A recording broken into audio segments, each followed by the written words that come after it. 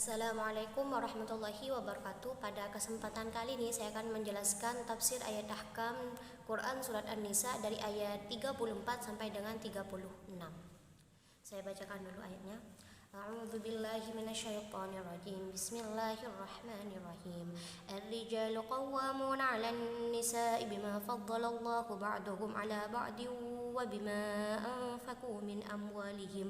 فالصالحات قانتات حافظات للغيب بما حفظ الله واللاتي تخافون نشوزهن فاعظوهن واهجروهن في المضاجع واضربوهن فإن أطعنكم فلا تبغوا عليهن سبيلا إن الله كان عليا كبيرا وإن خفتم شقاق بينهما فابعثوا حكما من أهله وحكما من أهلها إن يريدا إصلاحا يوفق الله بينهما إن الله كان عليما خبيرا واعبدوا الله ولا تشركوا به شيئا وبالوالدين إحسانا وبذي القربى واليتامى والمساكين والجار ذي القربى والجار الجنوب والجار الجنب والصاحب بالجنب وابن السبيل وما ملكت أيمانكم إن الله لا يحب من كان مختالا فخورا.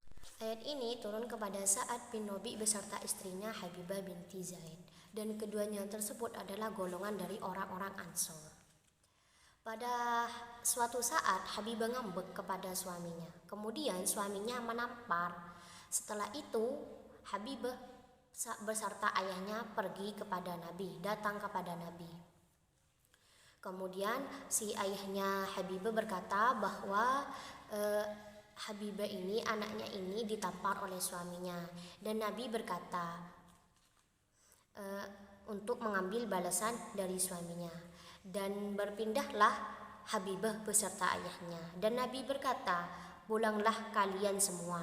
Dan setelah itu malaikat Jibril datang kepada Nabi Muhammad SAW, yaitu menurunkan ayat Ar-rijalu qawwamuna 'alan nisa ila akhirih.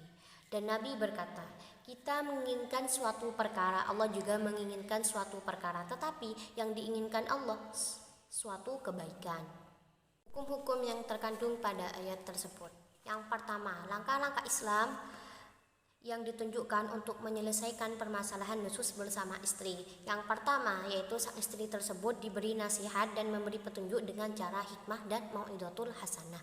Yang kedua yaitu sang suami meninggalkan untuk tidak tidur satu kasur bersama istrinya, artinya meninggalkan bersama istrinya. Yang ketiga yaitu memukul tanpa memberi dampak kepada istrinya atau bekas, yakni dipukul dengan siwak dengan catatan memukul untuk mendidik. Yang keempat, apabila masalahnya tidak ditemukan maka ada proses tahkim. Hukum yang kedua, apakah akibat-akibat ini disyaratkan itu secara runtun atau tertib? Para ulama berbeda pendapat di dalam akibat yang ada di dalam ayat yang mulia ini. Apakah diisyaratkan secara tertib atau tidak? Yang pertama, sebuah golongan dari ahli ilmu berkata, sesungguhnya hal tersebut harus tertib, dari memberi nasihat ketika khawatir nusyus, memberi batasan ketika jelasnya nususnya istri, kemudian memukulnya, dan pukulan ini tidak diperbolehkan ketika awalnya nusus. Dan pendapat ini adalah pendapat Imam Ahmad. Sedangkan pendapat Imam Syafi'i itu diperbolehkan memukul istri ketika di awal nusyus. Sumber perbedaan pendapat ini di kalangan ulama adalah perbedaan pemahaman terhadap ayat tersebut. Siapapun yang meyakini perintah tersebut mengatakan bahwa tidak memerlukan perintah melainkan jamak mutlak, sehingga suami berhak membatasi dirinya pada salah satu saja, hukumnya apapun itu, dan dia berhak menggabungkannya.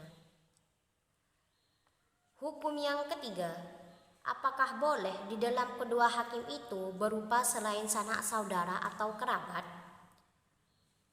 Makna yang tampak dari ayat tersebut adalah syarat kedua hakim adalah saudara, sebagaimana firman Allah Subhanahu wa taala, yaitu satu hakim dari keluarga suami dan satu hakim dari keluarga istri.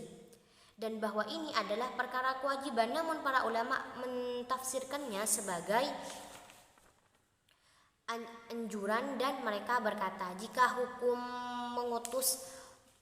mengutus dua orang lain ajnabi maka hal itu boleh karena kemaslahatannya kedua hakim tersebut adalah untuk mengetahui keadaan suami istri dan berbuat kesaksian terhadap orang yang berbuat dolim di antara mereka.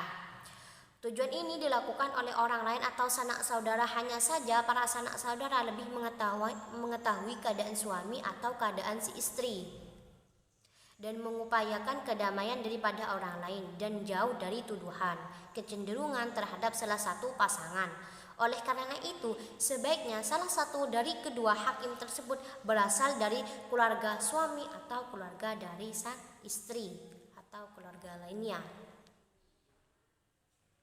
Al-Alusi berkata, "Saya memilih keluarga karena saya mencari kebenaran dan mengetahui keadaan sebenarnya, dan ini benar meskipun digunakan oleh orang lain diperbolehkan." Dan makna secara global dari ayat tersebut, Allah Subhanahu wa Ta'ala berfirman, yang dimaksud laki-laki mempunyai derajat kemampuan atas perempuan karena apa yang dianugerahkan Allah kepada mereka dalam hal akal, pengelolaan, serta dianugerahkannya kepada mereka dalam hal pengeluaran sebagai gubernur yang membawahi rakyatnya dengan memelihara, mengurus. Kemudian Allah SWT memerintah keadaan perempuan yang berada dalam pengasuhan laki-laki dan menyebutkan bahwa mereka ada dua kategori. Yang pertama, kelompok yang bertakwa dan taat. Yang kedua adalah kelompok yang durhaka. Adapun seorang perempuan, mereka adalah orang-orang yang bertakwa dan taat kepada suaminya. Mereka menaati perintah Allah, mereka mentaati hak-haknya, mereka menjaga diri dari maksiat karena mereka adalah orang-orang yang suci dan dapat dipercaya. Lataifut tafsir dari ayat tersebut. Bagian pertama, Allah Subhanahu wa Ta'ala menjelaskan keutamaan laki-laki atau perempuan dengan dua alasan. Salah satunya adalah wahbi dan yang akhir yaitu kasabi. Dan Allah Subhanahu wa Ta'ala menyebutkan kalimat tersebut dalam bentuk yang berlebihan. Dan laki-laki bertanggung jawab atas wanita, merujuk pada seluruh kepresidenan atas mereka, seperti halnya gubernur yang bertanggung jawab atas rakyatnya. Dan mereka mempunyai hak untuk memerintah dan larangan, dan mereka mempunyai tanggung jawab penuh atas perawatan atau penjagaannya. Bagian yang kedua, penulis Al-Kasraf berkata, mereka menyebutkan tentang keutamaan manusia antara lain yaitu akal, tekad, keteguhan hati, kekuatan, dan diantara mereka ada para nabi, dan diantara mereka ada imam besar, dan ada kecil, ada orang yang berjihad, dan selainnya. Sekian penjelasan dari saya, kurang lebihnya mohon maaf. Wassalamualaikum warahmatullahi wabarakatuh.